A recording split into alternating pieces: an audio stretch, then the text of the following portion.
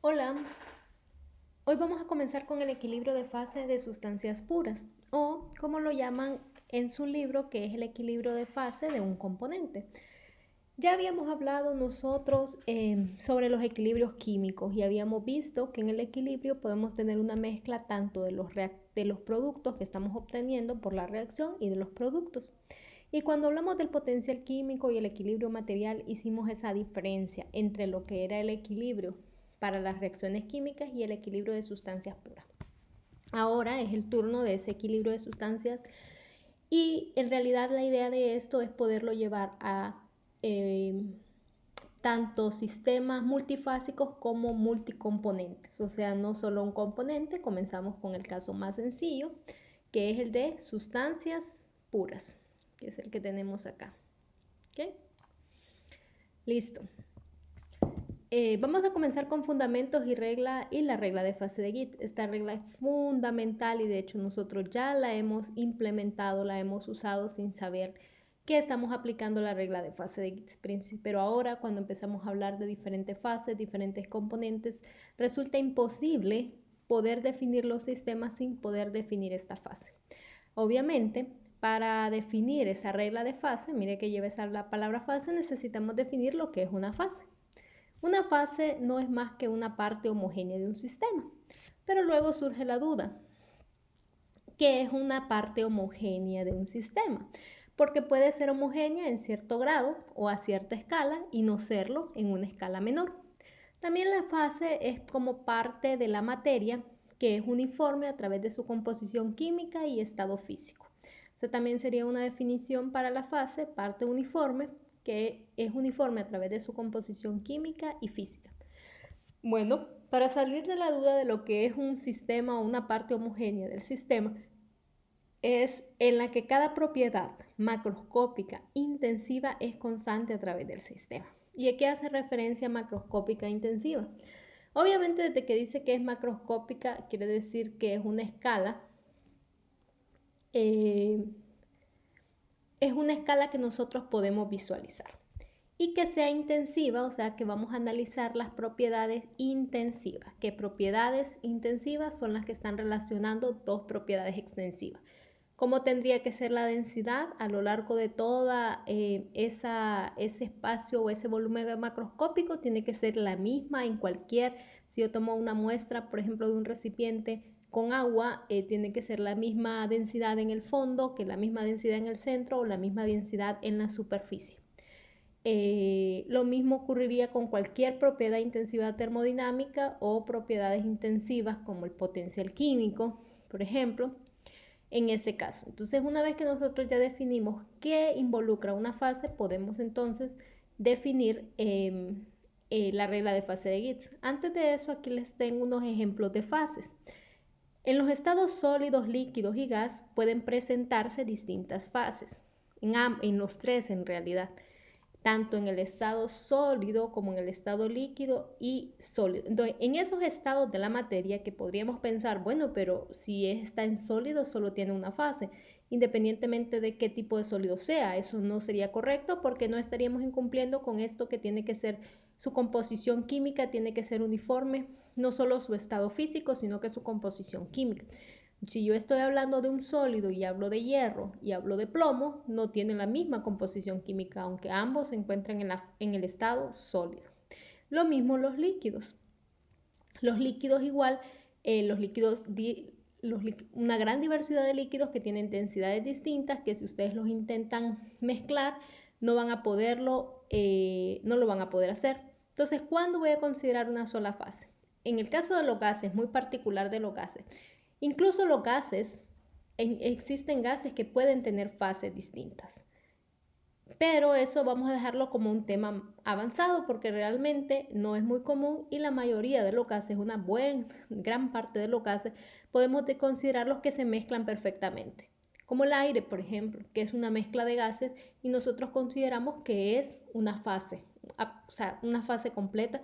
Si tomamos una mezcla de aire, consideramos prácticamente las densidades se mantienen constantes. Entonces, ese sería prácticamente el caso que se aproxime más a la realidad. Para el caso de los líquidos, esos líquidos tienen que ser completamente visibles en todas las proporciones.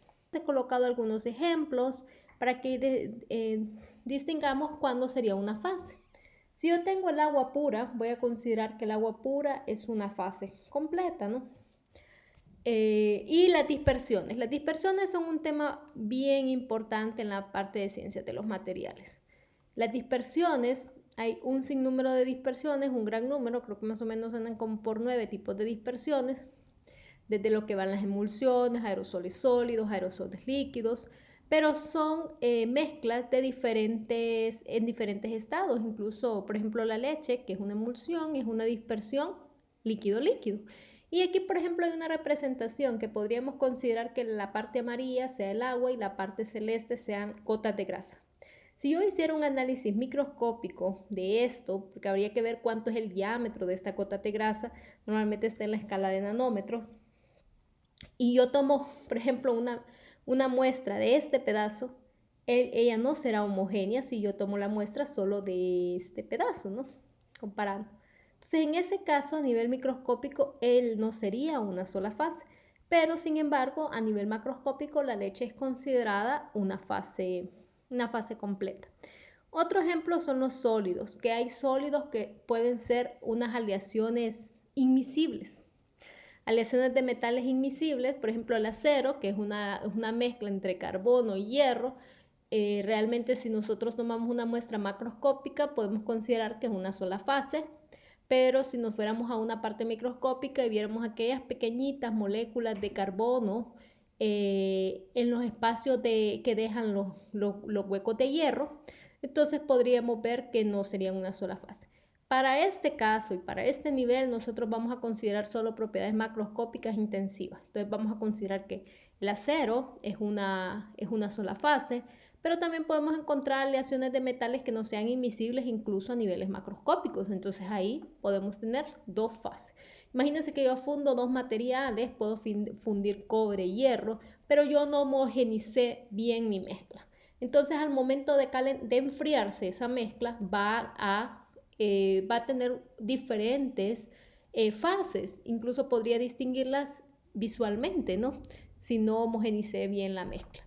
Ok, y por último el aire que les mencionaba, que es una propiedad que es considerada una sola fase, y así la mayoría de las mezclas de aire. Entonces para este curso, aunque hay sus excepciones, vamos a considerar que todo lo que hace se mezclan perfectamente. ¿Okay?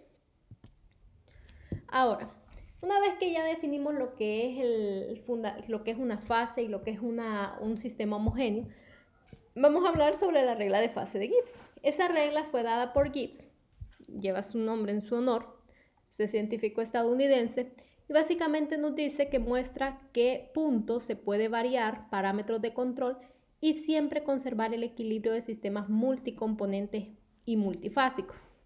En otras palabras, nos está diciendo cuántas variables yo puedo o necesito para definir mi sistema completamente. Incluso ese sistema, porque a partir de ahora no vamos a tener sistemas donde solo tengamos una fase y un componente. Podemos tener, ya hemos visto ejemplos donde tenemos dos fases y ese mismo componente, pero podemos tener dos componentes, dos fases, dos componentes, tres fases. Entonces esta regla nos dice cuántas propiedades intensivas necesito para poder definir ese estado. Según el postulado de estado que ustedes ya han estudiado en sus otros cursos, ustedes recuerdan que el postulado de estado les dice que si es una sustancia pura, necesita dos propiedades intensivas, ¿no? Y en efecto, si nosotros aplicamos la regla de fase de Gibbs, que está dada por esta ecuación, vamos a llegar a la misma conclusión que el postulado de estado. ¿Cuáles son los elementos de esta regla de fase? Vamos a comenzar primero con la P, que está aquí. Esa P yo la he colocado y ¿qué es lo que representa? Representa el número de fases en un sistema. Entonces esas fases no necesariamente tengo que tener las tres fases en diferentes estados, como sólido, líquido y gas. Puedo tener fases en el mismo estado, como dos fases sólidas o dos fases líquidas. Entonces cualquiera de ellas es contada como una fase. Ahora, estos son el CI que yo he colocado aquí, son componentes independientes y representan el número de constituyentes químicos independientes de un sistema. Los números de constituyentes no son más que las especies químicas que están presentes en el sistema, sean estos iones o sean estas moléculas. Y les voy a poner el ejemplo clásico y claro que nosotros podemos tener. El agua. El agua pura, incluso el agua que tenemos, cuando ella está a ciertas temperaturas, tiene un grado de disociación. Esas moléculas de agua están disociadas. Y podemos tener iones OH- y iones H+. Si yo analizo y digo cuántos componentes independientes tiene el agua, yo voy a decir que tiene apenas uno, porque solo tiene moléculas de agua. Pero si me preguntan cuántos constituyentes tiene, que no hace referencia a que tienen que ser independientes, sino que simplemente el número de especies químicas que se encuentran en un sistema, entonces yo tengo que decir que tiene 3 constituyentes. Tiene las moléculas de agua que no se disocian y tiene los iones de hidrógeno y los iones hidroxilos que estarían ahí presentes. Solo que estos, si yo hago un equilibrio iónico, estos dependen de esta molécula. Entonces, en realidad ellos no son independientes, son dependientes de la molécula de agua. Entonces a eso viene y nosotros vamos a definir otra ecuación para definir los componentes independientes. Esos componentes independientes vamos a ver que de los constituyentes, que son estos que vamos a representar con la letra C, yo le tengo que restar una componente que es por el número de reacciones químicas independientes que ocurran en el sistema y tendría que restarle las restricciones adicionales como electroneutralidad, fracciones molares en condiciones estereoquímicas. Esta última parte que está aquí realmente necesita un estudio más profundo y por los momentos lo vamos a dejar, vamos a trabajar con sistemas donde yo tenga componentes independientes, donde no tenga reacciones químicas y no tenga disociaciones. En esta ocasión, por este caso, porque si requiere un estudio más profundo y hay que recordar algunos conceptos sobre lo que es disociaciones, electroneutralidad y un poco la parte de reacciones químicas y realmente para el estudio de lo que vamos a ver aquí, que son prácticamente cambios físicos, con conocer los componentes independientes vamos a estar bien. Pero quise colocarla porque quiero que ustedes sepan que esto existe. De hecho, esto se aplica cuando les digo yo el ejemplo clásico que es las moléculas de agua disociándose en grupos H+ y OH. El que esté interesado, en su libro de texto aparecen un par de ejemplos con respecto a este tipo de disociaciones y cómo trabajar con los componentes independientes. Ok, entonces nosotros tenemos aquí componentes independientes, fases y este 2. Este 2 viene cuando ustedes hagan la demostración de la regla de fase de Gibbs, porque existe un procedimiento para hacerla, van a darse cuenta que estos dos parámetros está considerando básicamente la presión y la temperatura. Y esta F le vamos a llamar varianza. Esa F, que se llama grados de libertad o varianza, es el número de variables intensivas que se necesitan para definir el sistema.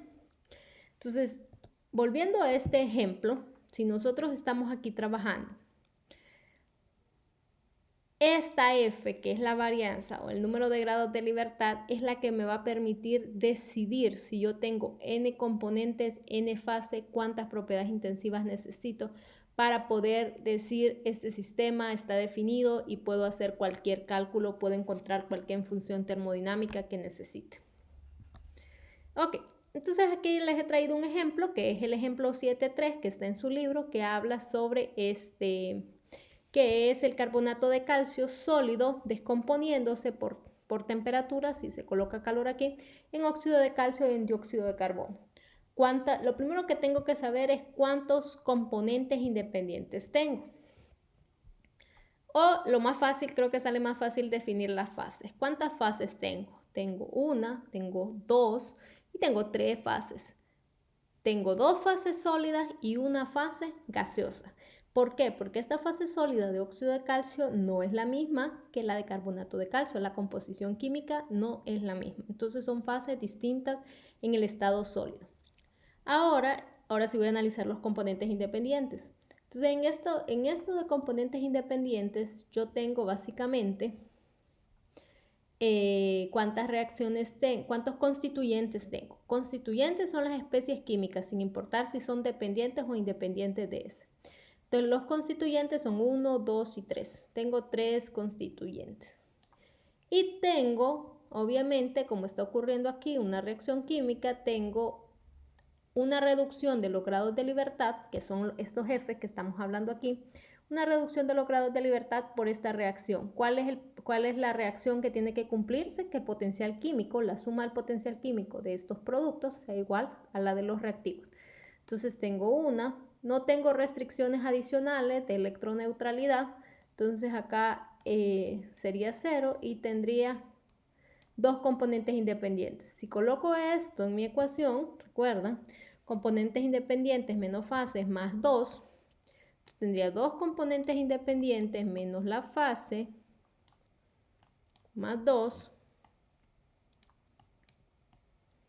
Entonces yo tengo 4, 1, ¿verdad? Necesito una propiedad intensiva para definir este sistema.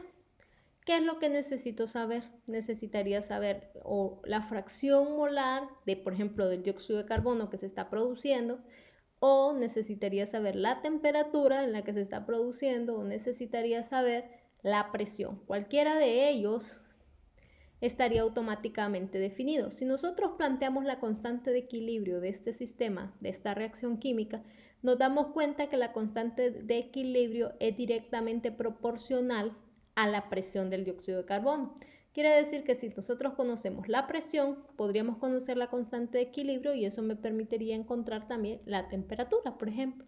Entonces ahí también de esa manera queda comprobado que la regla de fase de Gibbs se aplica, ¿no? Podría también, si conozco la fracción molar del dióxido de carbono, también tengo su presión, ¿no? También ahí está definido. Otra manera de ver esto es buscar los componentes. ¿Cuántos componentes independientes tengo? Tendría que considerar los componentes que no dependen para definir cada fase. Por ejemplo, el componente independiente del dióxido de carbono yo lo tengo que definir porque está en una fase distinta a estas dos que tenemos aquí. Y podría definir apenas otro componente independiente solo de estos porque uno depende del otro. Y ahí saldrían los dos componentes independientes, pero creo que de manera sistemática es mejor hacerlo de esta manera. ¿Okay? Como les había mencionado, voy a dejarles de tarea para hacer que hagan la demostración de la regla de fase de Gibbs en su cuaderno de tareas.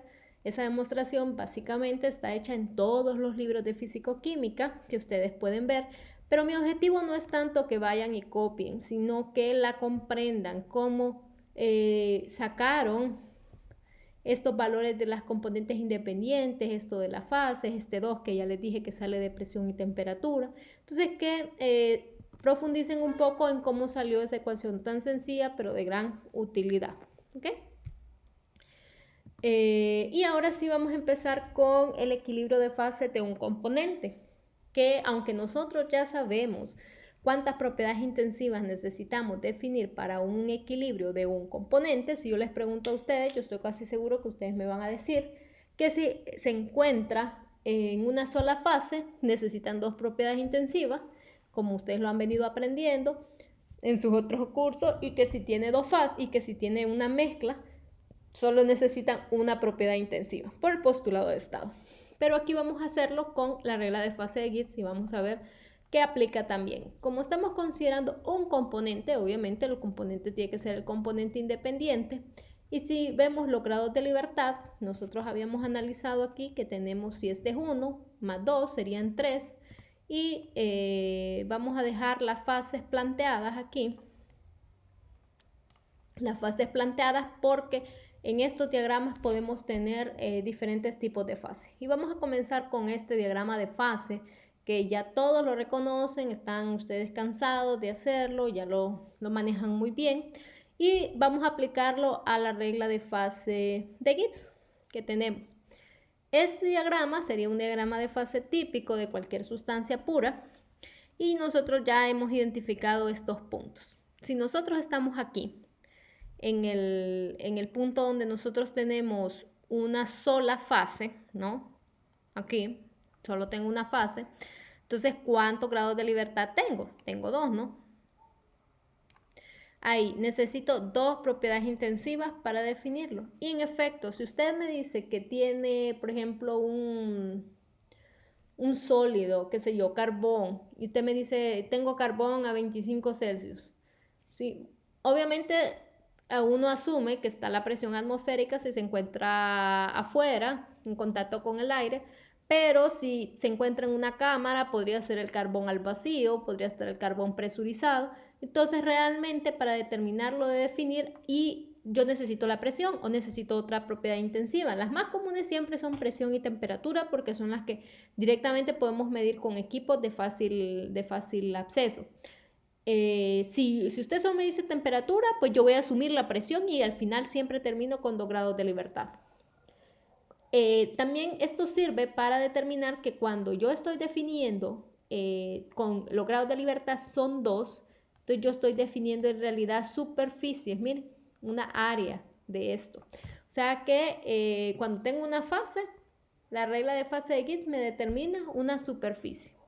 Cuando yo en lugar de tener una fase, tengo 2 fases, como son todas estas líneas que marcan aquí, en ese caso, en esas líneas que tenemos, que son 2 fases, en realidad solo tengo 1 grado de libertad. Nosotros ya lo hemos analizado, que cuando ustedes le dan temperatura, automáticamente la presión y están en esta línea, sobre la línea de equilibrio, automáticamente ustedes ya saben la temperatura o la presión.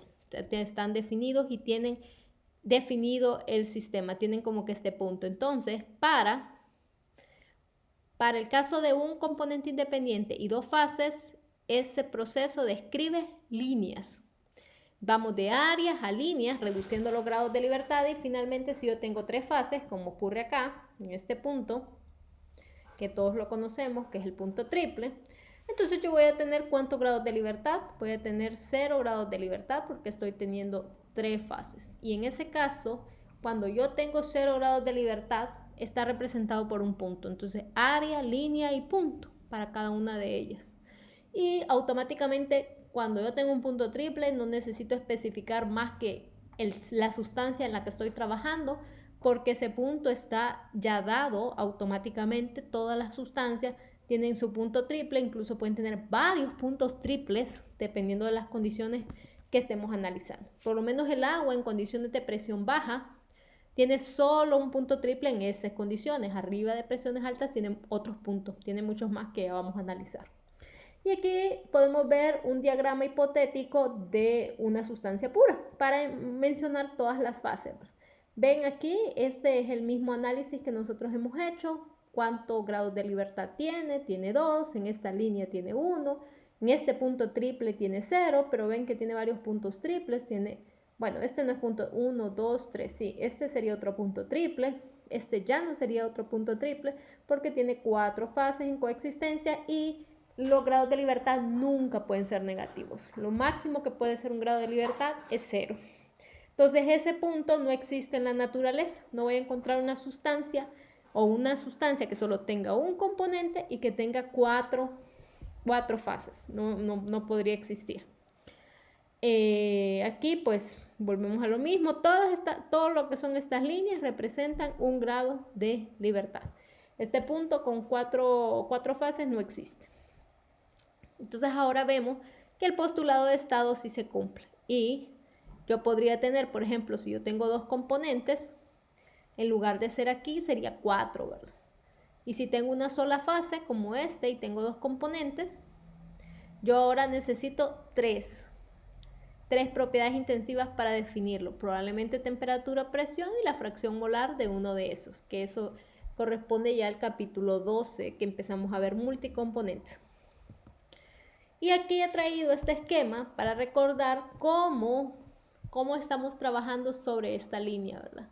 Yo sé que esto ustedes ya lo manejan, ¿verdad? Pero siempre es bueno recordarlo. En esta línea, que ustedes tienen la línea de equilibrio de líquido, y esta también, ¿verdad?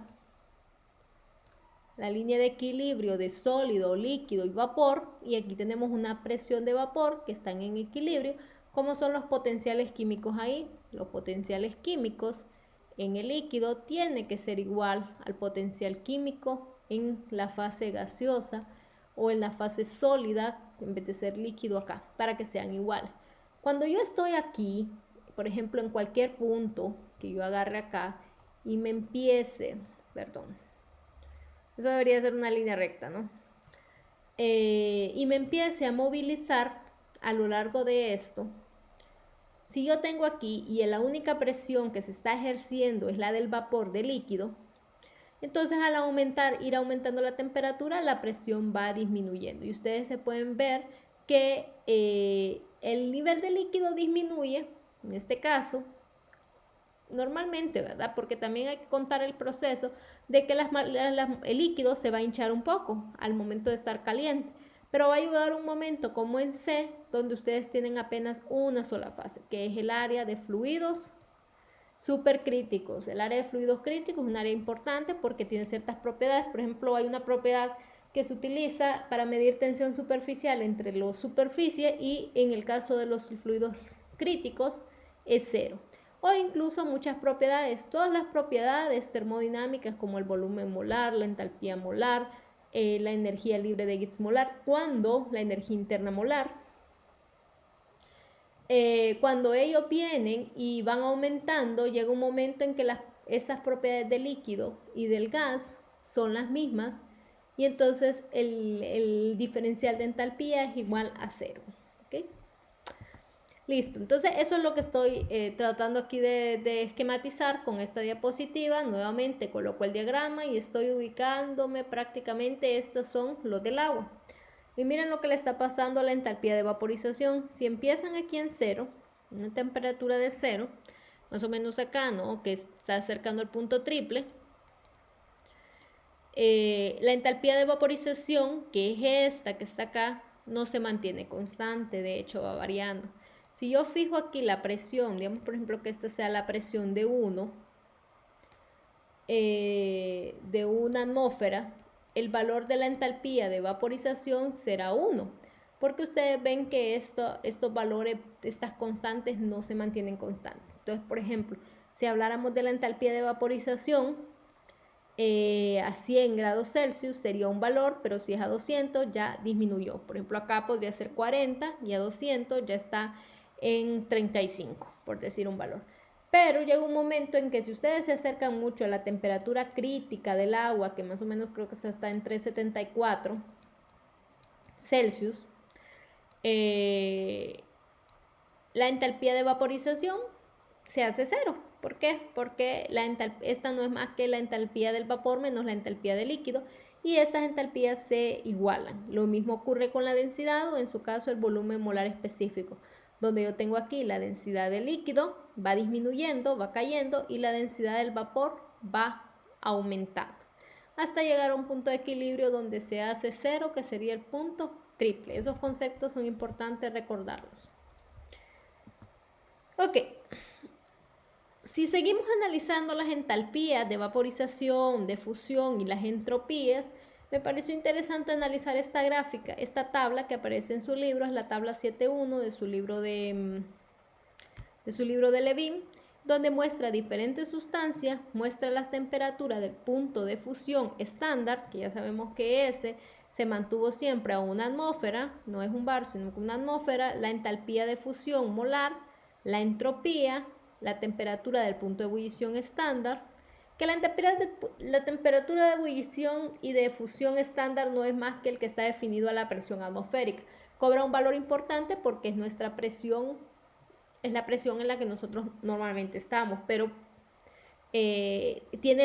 aplican los mismos conceptos como que fuera una presión, cualquier presión. Aquí están las entalpías y las entropías de vaporización, y esta que es un cálculo teórico de una regla que ustedes ya conocen, que ya han estudiado. Entonces aquí lo primero que vamos a analizar es con respecto a las entalpías de vaporización. Si yo hiciera un análisis, y obviamente esto ocurre en un cambio de fase a temperatura y presión constante, pues la presión se mantiene constante, esta no es más que la definición de la entalpía, y aquí sería el volumen, la variación del volumen de vaporización, que no es más que la del vapor menos la del líquido. Este valor, este producto, es pequeño comparado con la energía interna de vaporización, de manera que podríamos aproximar la entalpía de vaporización a esta relación. Sería la energía interna del gas menos la del líquido. Y ya sabemos que la energía interna está relacionada directamente, es una medida de las fuerzas intermoleculares. De hecho, nosotros lo hicimos, el análisis, pero lo hicimos, recuerden, para qué tipo de estado, estado gaseoso. Aquí pues tiene la energía interna del gas menos la energía interna del líquido. Para presiones bajas, obviamente muy por abajo del punto crítico, podemos considerar que la energía interna del gas es mucho menor que la del líquido. O sea que la entalpía de vaporización es igual al negativo de la energía interna del líquido. En este caso, esta energía interna yo no la puedo aproximar con las relaciones que vimos de 3/4, perdón, de un medio de RT, porque aquellas aproximaciones son para gases y aquí estamos midiendo energía interna del líquido, son otras aproximaciones que no se han discutido en ningún momento en la clase. Lo he traído más para que ustedes vean qué es lo que está midiendo la entalpía de vaporización. Teóricamente, la entalpía de vaporización mide las fuerzas intermoleculares de los líquidos. Quiere decir que a un mayor valor de entalpía de vaporización, mayor fuerza intermolecular de los líquidos. Y de hecho aquí lo observamos cuando observamos el valor del agua. Miren, con respecto a los demás, el agua, vea, 5, 6, 14, 23, 30, 40. El cloruro de sodio tiene un valor bien alto, ¿verdad? Pero de los que se utilizan acá, el agua, que es de 40, tiene un valor elevado. Porque aquí ya son sólidos prácticamente, ¿no? Y este también, el zinc. Entonces, de líquidos es de los que tiene más alto. Eso representa que tiene grandes fuerzas intermoleculares y por eso el agua es muy utilizada, por ejemplo, en los procesos de